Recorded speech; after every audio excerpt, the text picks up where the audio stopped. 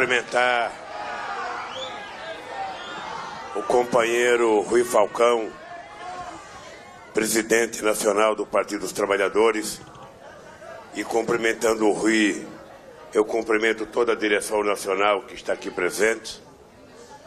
Quero cumprimentar o companheiro Emídio, presidente do PT no Estado de São Paulo, e cumprimentando ele, eu quero cumprimentar todos os membros do Diretório Estadual de São Paulo aqui presente. Quero cumprimentar, eu não vi aqui, o Fiorino, presidente do PT, está ali, do PT municipal, e cumprimentando ele, eu quero cumprimentar todos os companheiros do PT da capital.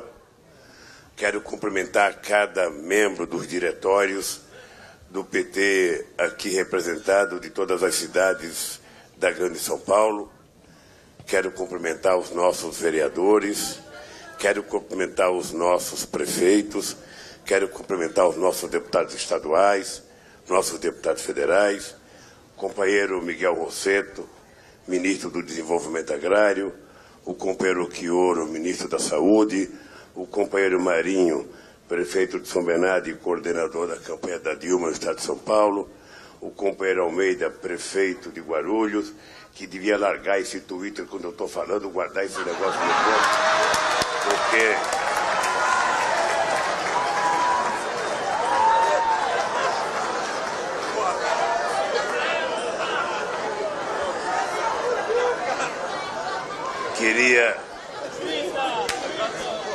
queria cumprimentar o companheiro Wagner, presidente da CUT, cumprimentar o companheiro Fernando Haddad, nosso querido prefeito de São Paulo, cumprimentar nossa querida e eterna prefeita de São Paulo, Marta Suplicy. Quero cumprimentar o nosso querido Padilha, que eu digo todo santo dia que eu nunca vi um candidato estar tão baixo na pesquisa, mas com uma força de vontade extraordinária. E eu acho que é assim mesmo que a gente ganha uma eleição. Quero cumprimentar o companheiro Eduardo Suplicy, que, se Deus quiser, vai continuar sendo nosso senador. A nossa querida Eleonora, que é a companheira que cuida das mulheres do Brasil, em nome da presidenta Dilma. O nosso companheiro Ricardo Bezuini, nosso querido ex-presidente dos bancários e hoje deputado federal e hoje ministro da coordenação política da Dilma. Quero cumprimentar o companheiro Gabas, que está ministro interino porque o Garibaldi está de férias, quando na verdade o Garibaldi deveria estar trabalhando e você de férias para ajudar o Padilha aqui em São Paulo. Quero cumprimentar todos os nossos companheiros e companheiras e dizer para vocês uma coisa. Eu tive a ideia de propor ao companheiro Emídio, ao companheiro Marinho, ao Rui, ao Padilha, fazer essa reunião. E fiquei preocupado porque na terça-feira o Emídio estava um pouco cismado se essa reunião era para mim dar chamada na militância do PT e no diretório do PT, porque poderia ser delicado, porque estava toda a imprensa aqui e a imprensa já estava dizendo que nós estávamos convocando uma reunião porque a Marina estava na frente da Dilma aqui em São Paulo, porque o Padilha não estava crescendo. E eu, obviamente, que disse para o Emídio que primeiro eu não ia convidar vocês para dar uma chamada. Nós já sofremos tanta pressão de fora do PT, não vai ser de dentro do PT que a gente vai fazer pressão em cima de vocês. Segundo, eu queria que a imprensa estivesse participando.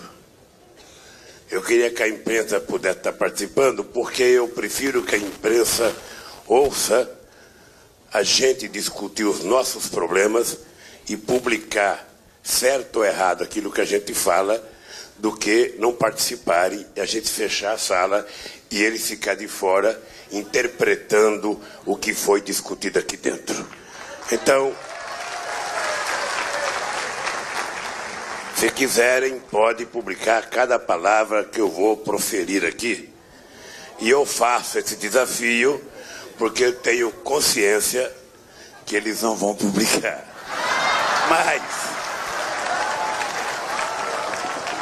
Mas essa reunião tem uma razão de ser. Eu não ia também tirar vocês da cidade de vocês, da disputa de vocês, para vir aqui também não falar nada, apesar, sabe, da valorização linguística dos companheiros que me antecederam aqui. Todos já falaram quase tudo que eu tinha que falar. Então, eu tinha até um discurso que eu mandei guardar meu discurso, que eu queria falar um pouquinho com vocês sobre a situação real.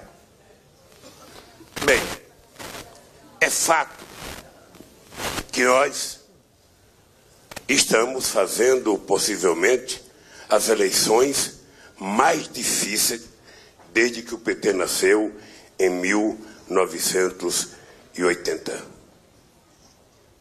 Nem a eleição de 82, quando eu fui candidato a governador do estado, foi tão difícil quanto essa.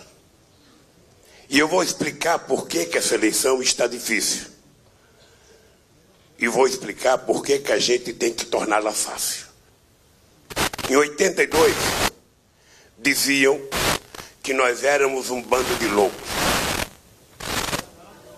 Diziam que nós éramos um bando de infantis, que nós éramos sectários, mas que ninguém precisava ter medo de nós, porque nós não iríamos a lugar nenhum. Eu lembro, e vou dizer aqui por mais jovem, em 82 a gente não tinha sequer 10% do tempo de televisão que você tem. 10%. Não tinha nada, era Lei Falcão. Tá? Isso é importante a gente lembrar, porque tem muita gente que não era nem nascida em 82 ainda aqui. E alguns eram muito jovens em 82. Só a Raquel Moreno, que já era bem nascida em 82. Pois bem, e naquele tempo, a gente acreditava em muitas coisas. Os nossos discursos, muitas vezes, eram discursos que eram o antivoto. Eu não sei se você lembra, em 82 eu era candidato a governador, Jacob Itália era candidato a senador, Hélio Bicuda era candidato a vice e Lélia Abramo era suplente de senadora. E o nosso discurso era tão sectário que eu não sei como é que as pessoas... Eu tive 10% dos votos. Mas eu lembro, e as pessoas mais velhas se lembram, de que a gente chegava no comício e a gente dizia o seguinte: eu não quero o seu voto pelo teu voto. Não vote em mim se você pensa que eu vou fazer as coisas, fazer escola, fazer hospital. É vocês que têm que fazer junto conosco. Aí eu saía do palanque, o cara falava: pô, esse cara é duro. Esse cara é tão exigente que eu nem mereço votar nele. Aí eu saía, no outro dia chegava o Franco Montoro: vote em mim, que vai ter escola, vai ter hospital, vai ter... O cara falava: pô, veio o cara aqui, me dá um esporro e diz que eu tenho que fazer a escola, que eu tenho que fazer isso, e o outro vem e fala que vai me dar tudo pronto, eu vou ficar com o outro que vai me dar tudo pronto. Bem, mesmo assim, nós tivemos 10% dos votos nas eleições de 1982 e eu fiquei puto da vida porque fiquei atrás do Jânio Quadros, ou seja, eu fiquei em quarto lugar, só ganhei do Roger. Pois bem, e depois nós tivemos várias outras eleições. Depois nós tivemos Zé Dirceu, tivemos Plínio da Arruda Sampaio, tivemos Suplicy, depois tivemos Marta, depois tivemos Genuíno, que foi para o segundo turno, depois tivemos Mercadante. Ou seja, nós já tivemos performance muito importante no estado de São Paulo. Mas o estado de São Paulo é um estado tão, eu diria, tão complexo, que mesmo a gente dizendo que tem uma classe média que não gosta de nós, a verdade é que é a terceira vez que a gente elege prefeito da capital desse estado. A verdade é que nós governamos a região metropolitana. A verdade é que nós já governamos Campinas várias vezes. A verdade é que nós já governamos Ribeirão Preto. A verdade é que já governamos Santos. A verdade é que estamos governando São José dos Campos agora. Apenas para citar, para não falar da grande São Carlos, da grande Araraquara, eu estou falando apenas das pequenas cidades da região metropolitana. Então eu quero mostrar que esse partido, mesmo muita gente dizendo que tem uma rejeição de setores médios da sociedade, esse partido, ele ganhou muita coisa nesse estado. Ganhou muita coisa. E eu dizia ao Padilha, quando conversava com ele sobre a candidatura dele: Padilha, nós precisamos, para ganhar as eleições, tentar repetir um pouco o que o Marinho fez em São Bernardo. Ou seja, a gente estava cansado. A gente tinha ganho em São Bernardo em 88. E depois a gente começou a perder as eleições, começaram a juntar, era 20 partidos contra o PT, 19 partidos, às vezes eram 700 vereadores contra nós, e nós só tínhamos 23 ou 30 vereadores.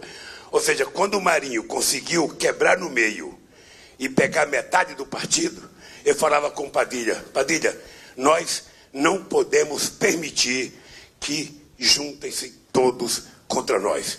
Nós precisamos colocar uma cunha no meio, dividir, sabe, o poder de articulação dos tucanos aqui, para que a gente possa ganhar as eleições, e eu vejo com perspectiva concreta a gente poder tirar os tucanos aqui do estado de São Paulo. Bem, qual é a novidade? A novidade é que conseguimos colocar uma cunha nos tucanos, mas não fomos nós que ganhamos os partidos que não foram para o tucano. Eles foram para o PMDB, que depois de um longo e tenebroso inverno, voltaram a ter candidato a governador de São Paulo. E muitos partidos que a gente acreditava que viessem com a gente, foram para lá, não sei por que razão. Certamente, sabe, certamente porque você não é tão simpático, mas de qualquer forma foram. Bem, e nós ficamos com o PCdoB e com o PR. Por que eu quero começar a conversar com vocês contando esse caso? Porque eu também imaginava que, pelo fato de ser a primeira vez que a gente ia disputar uma eleição em São Paulo, sem que São Paulo tivesse um candidato a presidente da República, a Dilma poderia incorporar uma força política que eu não conseguia incorporar aqui em São Paulo. Eu acho que eu devo ter ganho uma eleição aqui em São Paulo, mas acho que eu perdi quase todas as eleições aqui em São Paulo. Tá? Eu achava que... Mas também, na primeira eleição que eu participei, tinha aqui Maluf candidato, Mairocova candidato, Ulisses candidato, Enéas candidato, Aureliano não era de São Paulo. Sabe, nós tínhamos... A Fife Domingos era candidato. Então eu imaginava, veja que a teoria nem sempre dá certo quando colocada em prática, Eduardo. Então eu imaginava que, pelo fato de nós não termos nenhum candidato a presidente de São Paulo, a eleição presidencial seria mais propensa para uma pessoa do perfil da companheira Marta disputar com um mineiro que passava a vida inteira falando de São Paulo. Tá? Não, com um mineiro, disputar com um mineiro, sabe, que passou a vida inteira falando mal de São Paulo. Então, a Dilma, eu acho que eu não tinha nem falado o nome, mas de qualquer forma, o fato é que isso não aconteceu. Isso não aconteceu, porque depois da morte de Eduardo Campos, aconteceu um fenômeno que possivelmente vai demorar ainda para muitos filósofos, sociólogos começarem a explicar o que aconteceu com tanta rapidez. Eu lembro da campanha do Haddad. Nós estávamos no auge da votação do mensalão. E a grande preocupação nossa era saber se o mensalão iria ou não interferir na eleição do Haddad. Havia gente que dizia que ia interferir, gente que dizia que ia ser muito prejudicial, e a gente fazia quase todo dia qualitativa e a gente percebia que não havia nenhuma interferência da votação do mensalão na campanha dele. O fenômeno da campanha dele é que nós tínhamos lançado um grande candidato, pouco conhecido. E estavam disputando as eleições, mesmo igualzinho agora, não mais com os tucanos. Tinha aparecido uma outra figura, como apareceu o SCAF agora, que era o Russomano. E esse cara, em defesa do consumidor na televisão, ele conseguiu convencer, por algum tempo, um contingente muito grande de eleitores do PT a votar nele. Como o nosso candidato não era conhecido, ora, ele votava naquele candidato que era mais conhecido e ele, então, fazia a opção, sabe, pelo cara que defendia os pobres. Nós levamos tempo para compreender que nós tínhamos que ir para a rua com muito mais força. Eu lembro que eu estava com câncer, estava com o pescoço inchado, estava mais feio do que eu sou naturalmente, mas nós decidimos ir no Largo 13, fazer caminhada no Largo 13. Eu falava 2 palavras e tossia 2 minutos, mas a gente tinha que ir para mostrar que a gente estava ali, que a gente tinha candidato, que a gente queria ganhar. Eu lembro que a gente é na Zona Leste, eu lembro que a gente foi no Lago de São Mateus, eu lembro que nós fomos em vários lugares em que a quadra a gente não podia falar, a gente não juntava muita gente, as pessoas muitas vezes não queriam parar, a gente ficava gritando, gritando, gritando, gritando. Quando o Haddad chegava bonitão assim, as pessoas até paravam. É o que pode acontecer com Padilha. É o que pode acontecer com Padilha. Pois bem. Veja, quando você lança um candidato desconhecido, e o que faz uma pessoa ser rejeitada, ela ser muito conhecida e ser ou muito desconhecido, no nosso caso é por falta de conhecimento, porque tem muita gente que acha que se sair uma fotografia no jornal aqui em São Paulo, ou se ele aparecer em 30 segundos no Bom Dia São Paulo, ele já é conhecido. Eu já vi candidato a governador aqui, Padilha. A gente em caminhão, em porta de fábrica no interior, ele descer do caminhão e ficar sozinho, porque ninguém conhecia o candidato. Leva tempo para a pessoa conhecer as pessoas. Leva tempo. Qual é a vantagem do Padilha? E qual foi a vantagem do Haddad? É que eles não são candidatos de si mesmos. Eles são candidatos de um partido político chamado Partido dos Trabalhadores.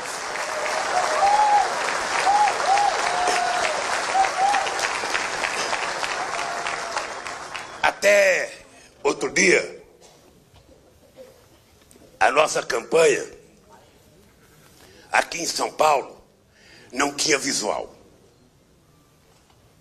Você não via um adesivo do PT. Você não via um cartaz do PT em lugar nenhum. E eu reclamava com o Edinho. E o Edinho ficava nervoso comigo. E falava, mas tem. Mas eu falava, mas não tem.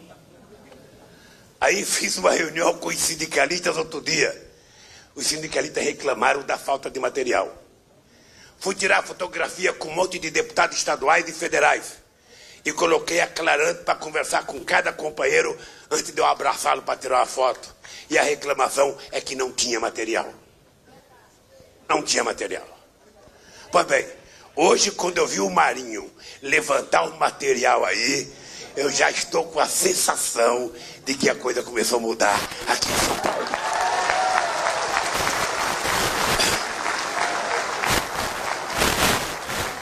Porque, veja, nós temos motivos, nós temos legado, nós temos história para fazer o debate com qualquer cidadão ou cidadã paulistana que não gosta de nós.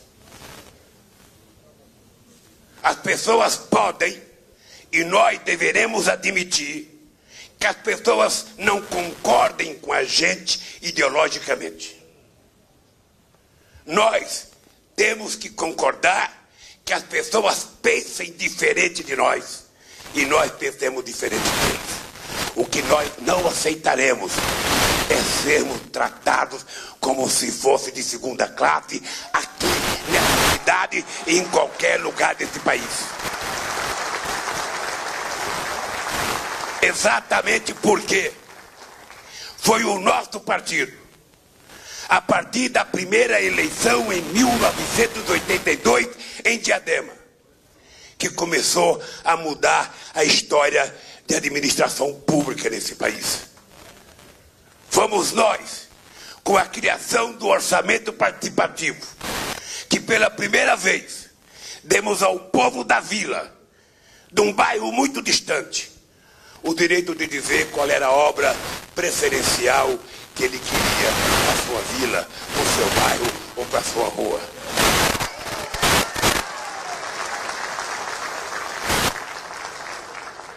E aí tem exemplos extraordinários em cada cidade que nós governamos. Em Guarulhos, em São Bernardo, em Santo André, em Jacareí, em São José dos Campos, em Osasco, em Mauá, em todas as cidades. Nós temos exemplos. E eu sei, viu, Rui, que nesse momento é muito difícil a vida de prefeito no segundo ano. É complicado. Porque se um dia você for eleito prefeito, vocês vão perceber o seguinte: no primeiro ano, ninguém vai cobrar nada de vocês, porque o primeiro ano é o ano da euforia de ter votado em vocês. Então, no primeiro ano, o povo sabe, olha, ele não pode fazer nada, ele está chegando agora, o orçamento foi feito pelo governo anterior, o povo tem uma certa tolerância. Com você não tiveram nem no primeiro ano, Haddad, mas não tem problema. Agora, quando chega o segundo ano, as pessoas começam a cobrar. E eu fui agora a São José dos Campos, com o Padilha, e eu disse, no palanque, para o nosso companheiro Carlinhos, eu sei que nessa conjuntura, quando a prefeitura não está conseguindo fazer as coisas que prometeu, porque ainda não tem dinheiro, e só vai começar a fazer no terceiro ano, eu sei que tem assessor dizendo para você, olha, não vai em tal vila que o povo está nervoso. Não vai em tal bairro que lá o povo está puto com o prefeito. E eu disse para o Carlinho, manda esse teu assessor embora. Porque ele é puxa-saco e não presta serviço à prefeitura. Porque quando tem problema, a gente não enfrenta correndo. A gente enfrenta indo no local do problema e discutindo com as pessoas. É assim que a gente enfrenta. E é assim que esse partido se fortaleceu. É assim que esse partido conseguiu chegar a ser o maior partido de esquerda da América Latina. E eu vou dizer mais para vocês, eu conheço muito partido nesse mundo. Não tem, Rui, você pode ter orgulho, não tem nada similar a esse partido em lugar nenhum do mundo.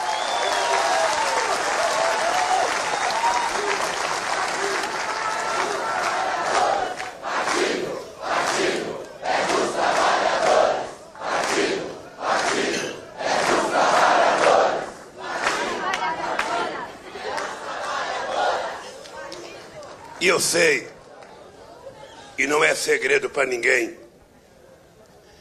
que muitas vezes nós petistas ficamos acabrunhados. Porque alguns companheiros nossos, seja vereador, seja prefeito, deputado, muitas vezes uma pessoa individualmente comete um erro e causa problema para nós. E eu tenho dito que esse partido é representado pelos deputados, é representado pelos prefeitos, é representado pelos senadores, é representado pela sua direção, mas a grandeza desse partido são os milhões de seres humanos anônimos que nunca apertaram a mão da gente e que acredita que nós somos o partido deles.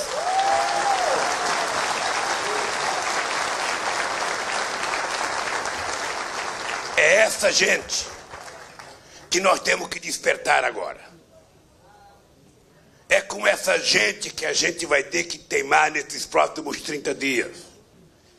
É com essa gente que a gente vai ter que ir para a rua discutir, convencer, mostrar o programa do nosso candidato, mostrar o que a Dilma tem feito para esse Estado.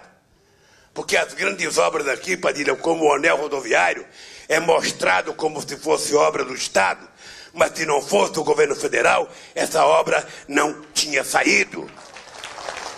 E nós, Padilha, precisamos dar um jeito de combinar no programa estadual e no programa nacional contar essas coisas. Porque é a melhor forma de enfrentar o governador, é mostrar não apenas a fragilidade dele, mas mostrar a coisa e quanto nós gastamos de dinheiro. Gastamos não, investimos. Devolvemos para São Paulo aquilo que São Paulo contribui com o governo federal. E de vez em quando o governador reclama. De vez em quando o governador reclama que São Paulo está pobre porque o Nordeste está rico. Nem o Nordeste está rico, nem São Paulo está pobre. O que nós estamos fazendo é um país mais justo, onde todos têm o direito.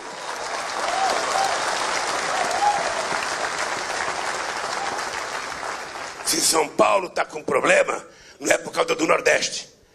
É por causa da incompetência sequer de pagar salário aos professores e funcionários da USP. Sequer de cuidar da água para as pessoas beberem. Então não jogue a culpa no Nordeste. Então essa reunião aqui, meus queridos companheiros, é um pouco para isso. 30 dias. 30 dias. 30 dias em que nós vamos ter que fazer uma profissão de fé. Vamos ter que voltar a ter orgulho de colocar a camisa do PT e a camisa vermelha do PT. E vamos ter que discutir com aquelas pessoas que ousam duvidar da gente. Ou seja, vamos comparar o que a Dilma colocou de dinheiro nesse Estado, nesses últimos 4 anos, com o que o Fernando Henrique Cardoso colocou em 8 anos, quando o PSDB governava São Paulo também. Quando o Mário Covas era governador. Vamos saber para ver quem é que colocou mais dinheiro aqui. Quem é que tem política social nesse Estado. Quem é que fez mais universidade nesse Estado. Nós temos um legado para discutir. Mas, sobretudo, companheiros, a gente tem que discutir um pouco de política. Por que que eles querem que o PT não avance? O velho Frias, o dono da Folha de São Paulo, de quem eu tinha um apreço muito grande, ele me dizia: ô Lula, os caras do andar de cima não vão deixar você chegar lá. Você tem que perceber que você é do andar de baixo, meu cara. Fique quietinho no andar de baixo. Eu falava: não, nós vamos subir. Eles não vão deixar, Lula. Eu dizia: seu Frias, eu não estou pedindo para ele deixar, eu vou subir. Nós vamos subir.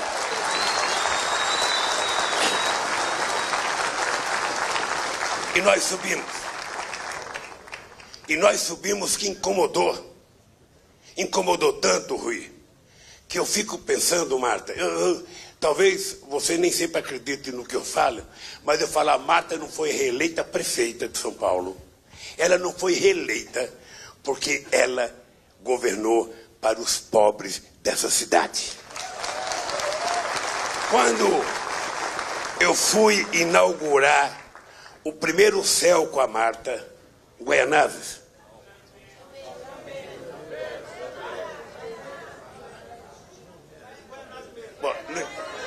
Guaianazes mesmo, pronto. Quando eu fui inaugurar, eu disse para Marta: ô Marta, os do andar de cima não vão aceitar que você faça uma escola dessa para os pobres. uma escola com teatro, uma escola com piscina, uma escola com ar-condicionado, uma escola com computador, naquele tempo, sabe? Uma escola com quadra de esporte. Falei, Marta, é inaceitável. Eles não vão aceitar, ô Marta. Não vão aceitar. Porque eles não aceitam. Tem um tipo de gente, não é todo mundo não, mas tem um tipo de gente que fica incomodado de pobre andar de avião no lugar deles. Fica incomodado, sabe? Eles ficam incomodados. Quando ele vê chegar uma família pobre num restaurante, ele fala, puxa vida, mas esses caras estão entrando aqui, que porra de mundo está criado nesse país aqui, sabe? É assim, mas é assim no mundo inteiro, não é assim no Brasil não. E eu acho que eles não gostam da gente exatamente pelas coisas boas que são feitas nesse país. E eu, sinceramente, estranho profundamente que a gente tenha demorado tanto para reagir a esse tratamento que nós estamos recebendo em vários lugares desse estado.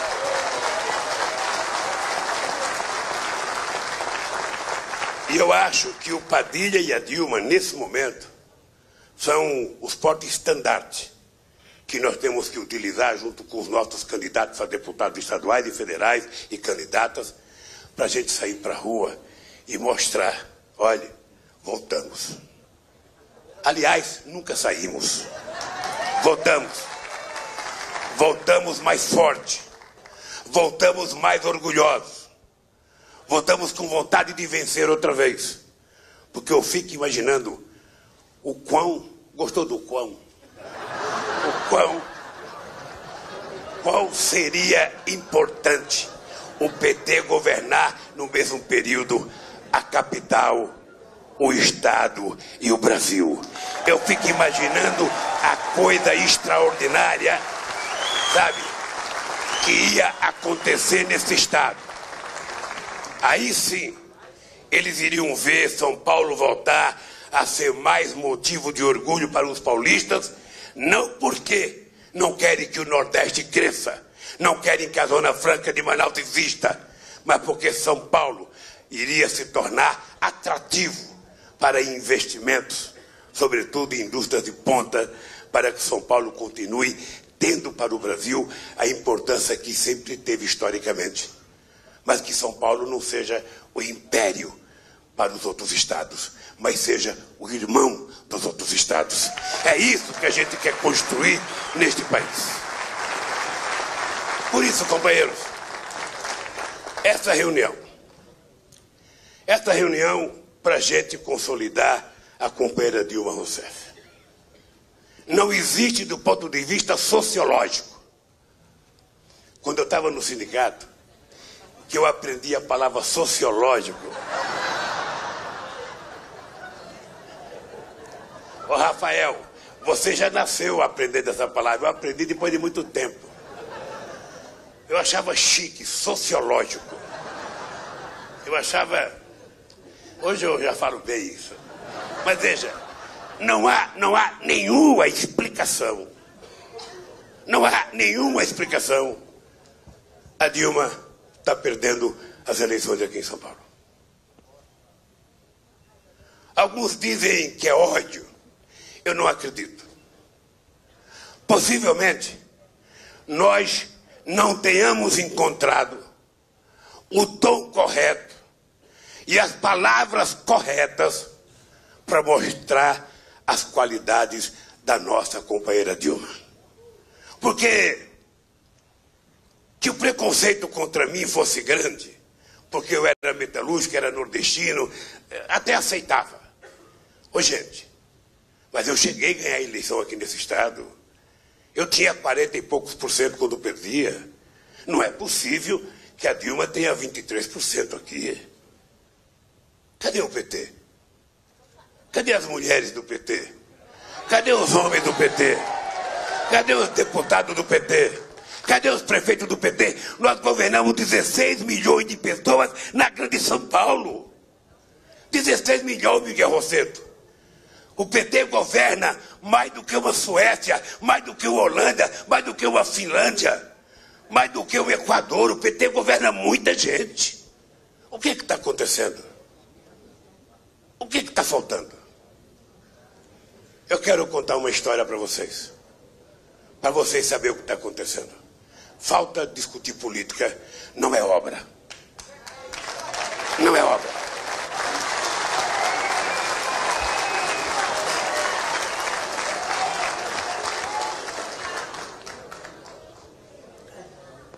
O Marinho se lembra, o Ricardo Bezuíno acho que se lembra. Eu passei o momento mais difícil da minha vida nos anos 80, quando a gente tinha feito uma greve muito grande, em 79, e a gente tinha preparado os trabalhadores para uma guerra. Quando chegou no dia da guerra, 13 de maio, se não me falha a memória, eu, ao invés de decretar guerra, propus aos trabalhadores um acordo. Como a peãozada não aceitou o acordo, não ia aceitar, antes de eu falar, já não tinha aceitado, vaiava todo mundo que falava favorável ao acordo. Todo mundo que falava era vaiado. Eu falei, bom, eu não vou falar do acordo, eu vou inverter. Ao invés de colocar o acordo em votação, eu coloquei um voto de confiança em mim. Eu falei, eu sei que vocês são contra o acordo, mas é o seguinte, eu quero que vocês me deem um voto de confiança para eu continuar negociando. Quem concordar, levanta a mão. Todo mundo levantou a mão.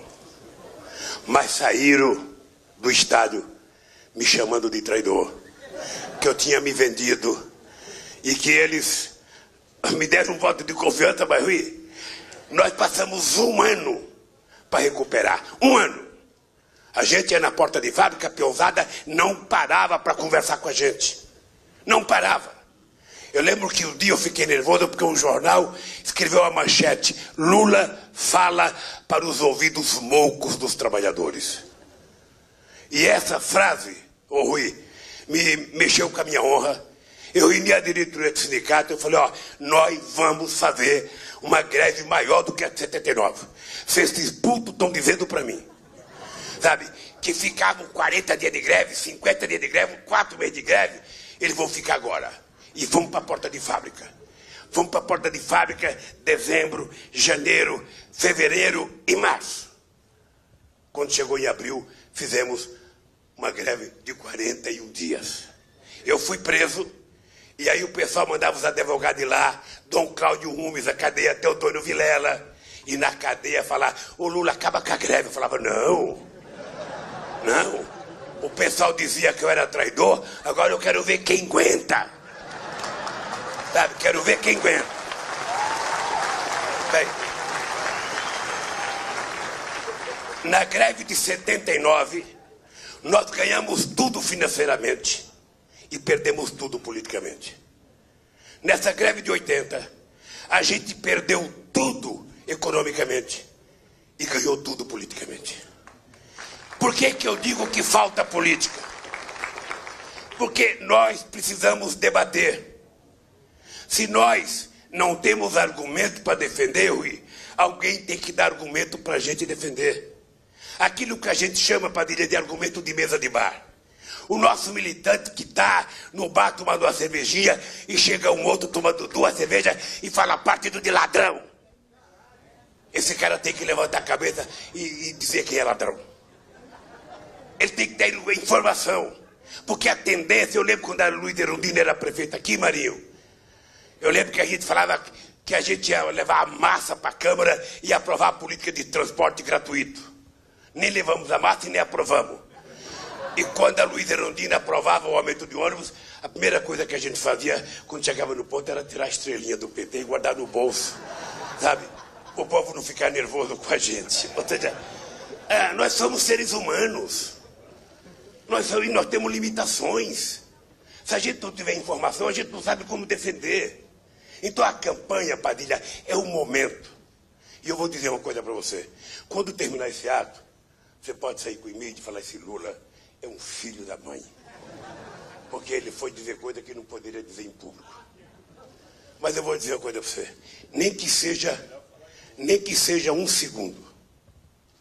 Por Deus do céu, Padilha, nem que seja um segundo. o teu programa tem que defender a honra desse partido. Porque é isso.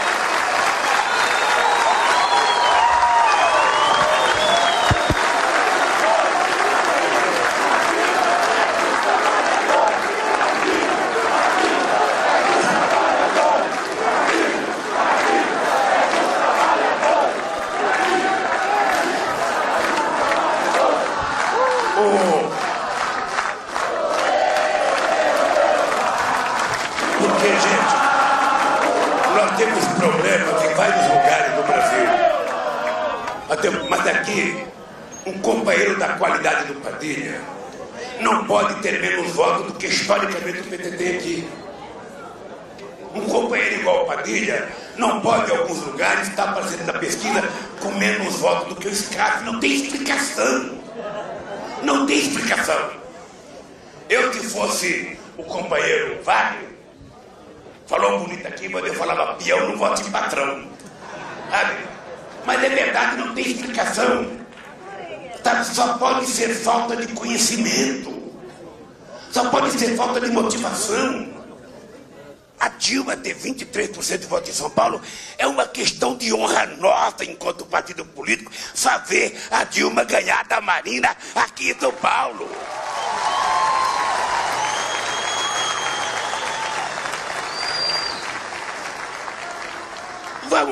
Vamos discutir com as pessoas, vamos saber o que as pessoas têm contra a Dilma.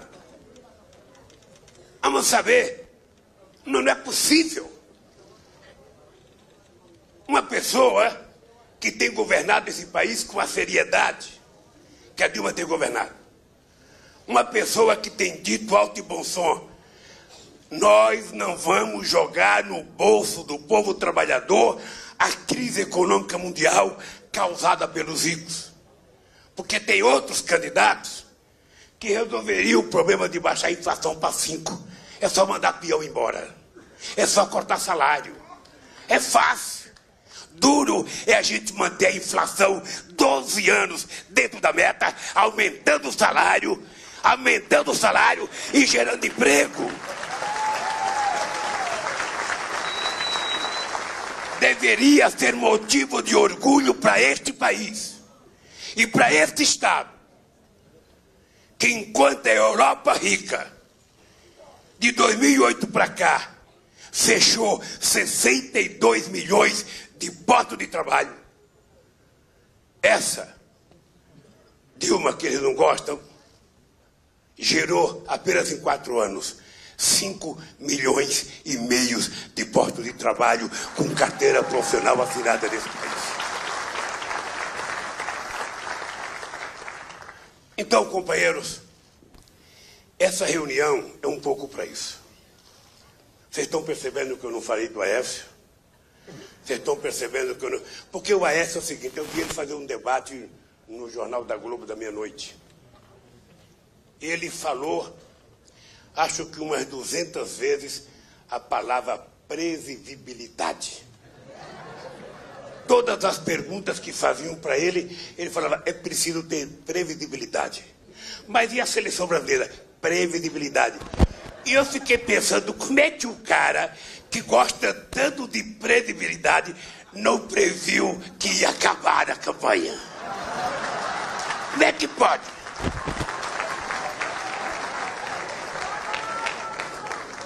Então, a Marina é um caso à parte. A Marina é um caso à parte. Eu estou destrinchando o programa da Marina, o programa econômico, sabe? Todas as propostas para a gente saber o que é, porque eu não vou ter divergência pessoal com a Marina, não vou ter divergência. Agora, governar esse país não é um clube de amigos. Governar este país é a gente saber com quem que a pessoa está, concretamente. É a gente saber para quem que a pessoa vai governar. É a gente saber, sabe, qual é a orientação econômica desse país. Porque quando eu cheguei no governo em 2003, eu acabei com essa papagaiada de ficar discutindo se o Banco Central era independente ou não. Porque, na verdade, o que a elite brasileira quer é que a gente seja eleito presidente para eles governarem. Se quer governar, lance candidato e vá para a rua pedir voto. Não querer governar através dos outros.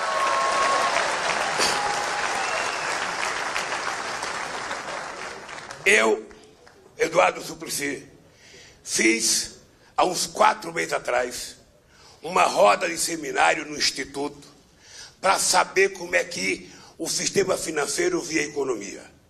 Chamei vários bancos para fazer palestra para nós, do Instituto. E pela primeira vez, Eduardo, eu fiquei ouvindo falar uma palavra, juros futuro. Não, a dívida pública bruta.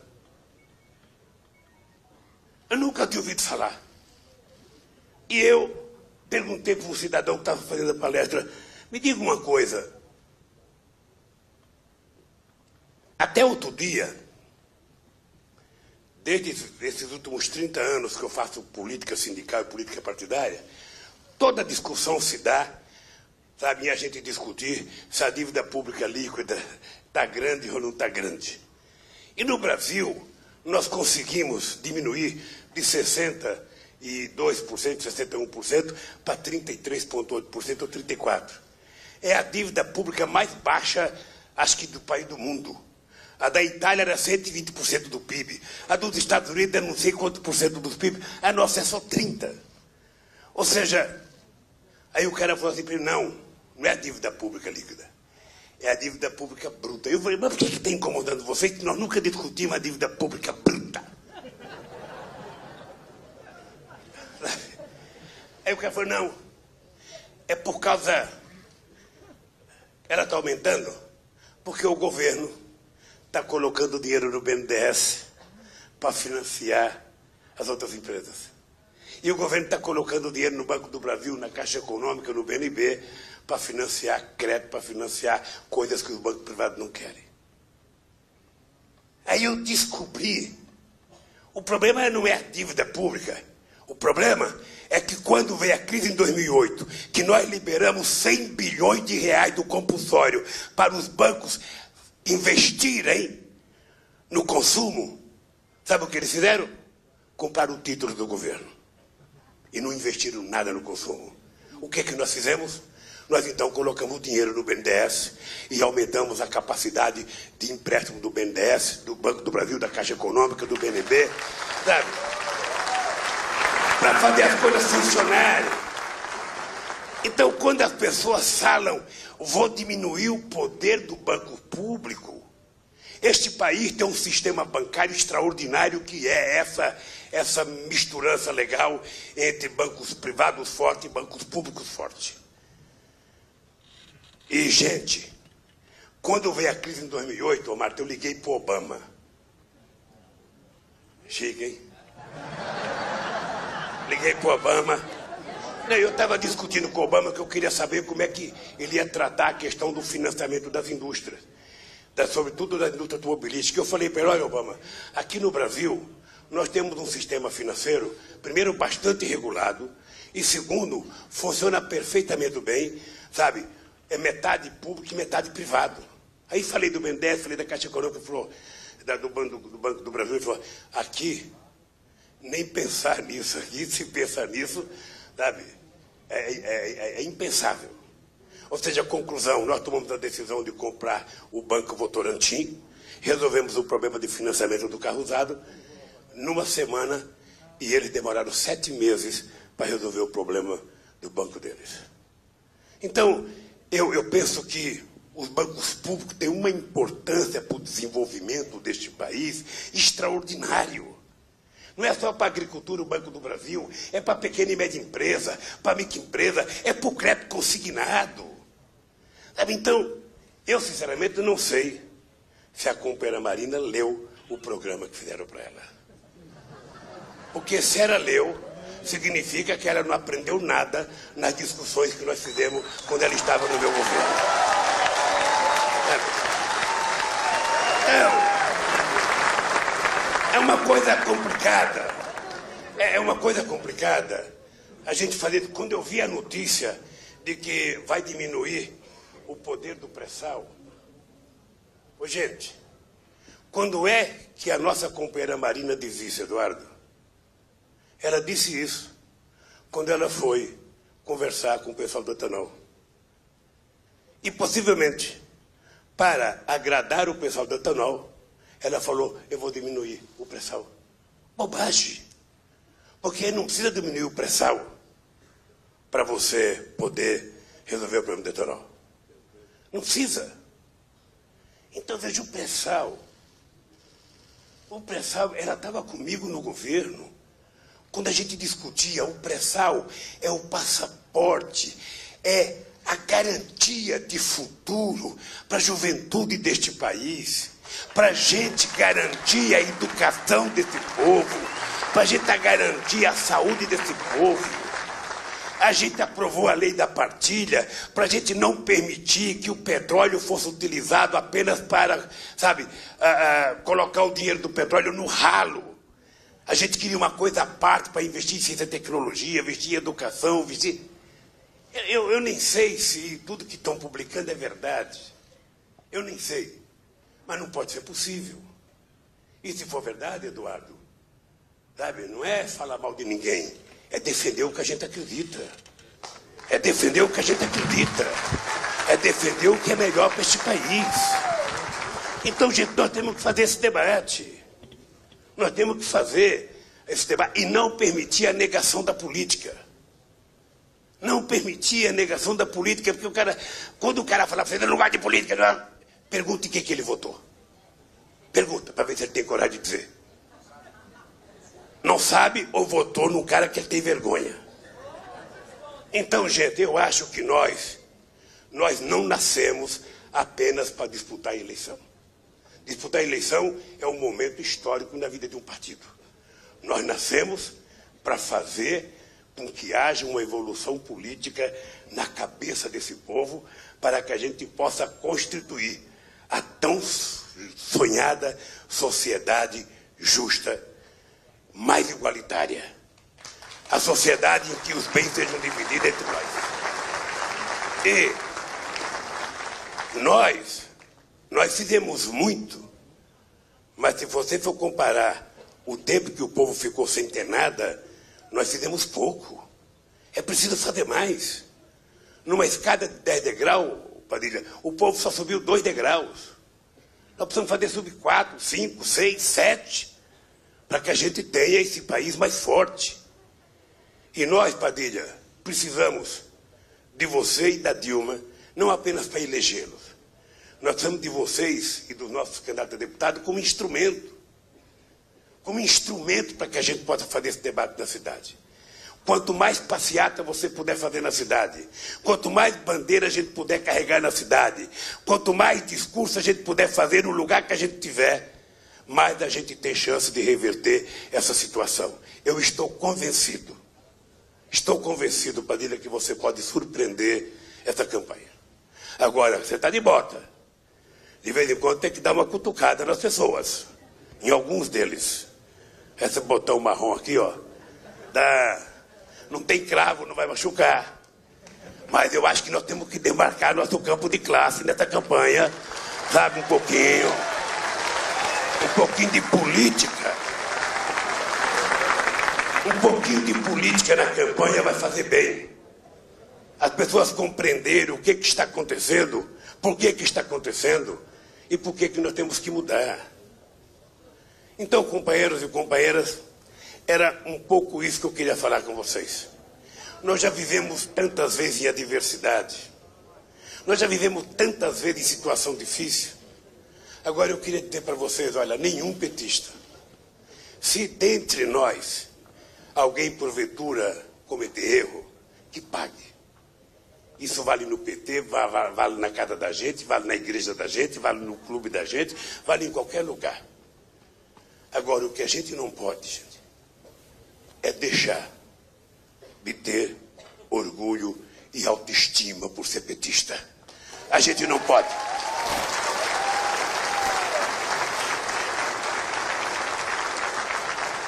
Rui, eu queria terminar dizendo para você o seguinte: nós precisamos fazer, aqui em São Paulo, Marinho, você que é coordenador da campanha da Dilma, e o companheiro Edinho, que é o presidente e coordenador da campanha do Padilha, nós temos que fazer aqui quase que um comando de campanha, sabe, para cuidar da eleição só de São Paulo. Sabe? Nós temos que juntar todas as forças. Nós temos que ter comitê específico para a região metropolitana. Nós temos que ter comitê específico para a capital. Nós temos que ter comitê para a região no interior. E porque se a gente crescer 10 pontos aqui em São Paulo, a eleição está garantida. Se a gente crescer 10 pontos, eu agora vou ter que ir para o Amazonas, vou ter que ir para o Pará, vou ter que ir para o Mato Grosso. Mas eu estou pensando, Rui, que depois dessas viagens, também eu tenho que concentrar aqui. Eu tenho que concentrar aqui, veja, para a gente poder, viu, Haddad? Eu vou te encher o saco, Haddad. Vou encher o saco dos prefeitos de Santo André, de São Bernardo, sabe, de Guarulhos, de Osasco. Nós temos que ir para a rua. Você tem que ir todo dia, depois das 6, ir para a rua. Fazer conversa com o povo. Antes das 8 da manhã, fazer conversa com o povo. Sabe, porque veja o negócio. Ele é o prefeito. O Haddad é o prefeito, o Maria é o prefeito, o Lapas não está aqui, é o prefeito. Tá, cadê o Lapas? Cadê o Lapas? Cadê o Lapas? Não tá. Algum puxa-saco falou que ele estava, ele não tá aqui. Tá? Então, deixa eu falar uma coisa para vocês. Não, Donizete, você, sabe por quê? É porque o prefeito que é o líder da cidade, se ele não for na frente e botar a cara, ninguém vai. O cara fala assim, meu prefeito não tá, por que eu vou estar? Se o Lula, sabe, por que o Lula vai pro Acre e não vem pra cá?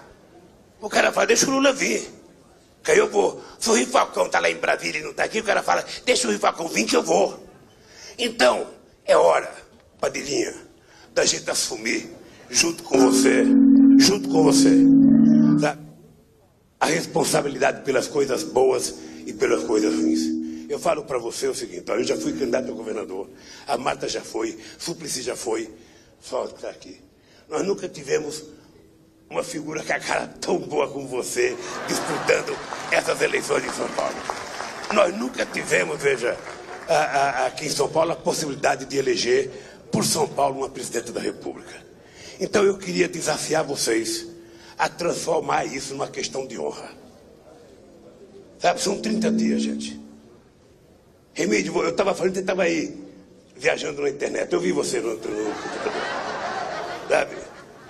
Quando o cara está assim, namorando, trabalhando essa hora, eu duvido que seja. Eu duvido.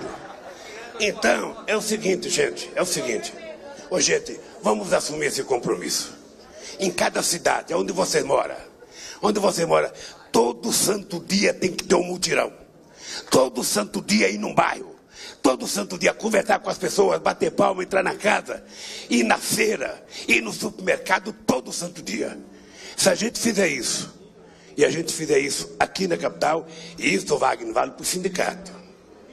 Eu fiz uma reunião com um grupo, depois daquela reunião, nós fizemos aquela reunião com os sindicalistas, e eu senti que falta um pouco de política. Porque, cadê a minha querida presidenta do Sindicato dos Bancários? Eu falei para ela, Gilvânia, eu falei para ela o seguinte, Ricardo, os bancários do Banco do Brasil, os bancários da Caixa Econômica Federal, se você quiser, me leve lá, para conversar com eles. Porque, gente, porque eu vou contar uma coisa para vocês. Se tem uma categoria que tem que ter orgulho do nosso governo, são os bancários dos bancos públicos deste país.